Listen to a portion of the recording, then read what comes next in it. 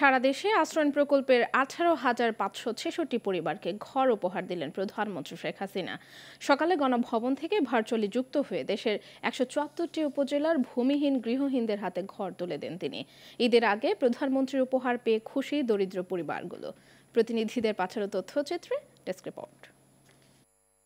মেহেরপুরের সদর উপজেলার 219 ভূমি ও গৃহহীন পরিবারকে ঘর দেওয়া হয়েছে। সকালে মেহেরপুর সদর উপজেলা পরিষদ মিলনায়তনে এসব পরিবারের মধ্যে ঘরের চাবি ও প্রয়োজনীয় কাগজপত্র হস্তান্তর করা হয়।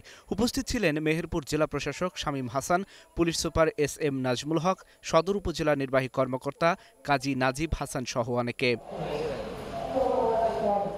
ধামরাই উপজেলা পরিষদের হলরুমে আশ্রয়ণ 2 প্রকল্পের আওতায় 226টি ঘর বিতরণ করা হয়। সুতিপাড়া ইউনিয়নের ছোট কালামপুর আশ্রয়ণ প্রকল্পে 106টি, কুশরা টোপরবাড়ি 90টি, গাবরপাড়া গাঙ্গুটিয়ায় 30টি ঘর দেয়া হয়।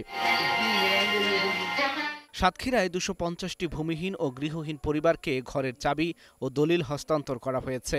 জেলা প্রশাসক মোহাম্মদ হুমায়ুন কবির প্রধানমন্ত্রীর পক্ষে সদর উপজেলার 110টি ভূমিহীন গৃহহীন পরিবারের হাতে ঘরের চাবি ও দলিল তুলে দেন। ময়মনসিংহের নান্দাইলে 182 জন গৃহহীন পরিবারের মাঝে ঘর বিতরণ করা হয়েছে। দুপুরে উপজেলা পরিষদ হলরুমে এসব পরিবারের মাঝে ঘরের দলিল হস্তান্তর করে উপজেলা প্রশাসন। এ সময় উপজেলা নির্বাহী অফিসার অরুণ কৃষ্ণ পাল, সহকারী কমিশনার ফয়জুর রহমান সহ অনেকে উপস্থিত ছিলেন। জামালপুর সদরে 10টি পরিবারকে দেয়া হলো প্রধানমন্ত্রীর উপহারের ঘর। ঈদের আগে প্রধানমন্ত্রীর উপহারের ঘর পেয়ে খুশি গৃহহারা পরিবারগুলো।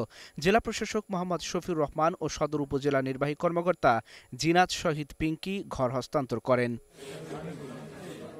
এছাড়াও দেশের অন্য জেলা ও উপজেলাতেও প্রধানমন্ত্রীর উপহারের ঘর বিতরণ করা হয়েছে।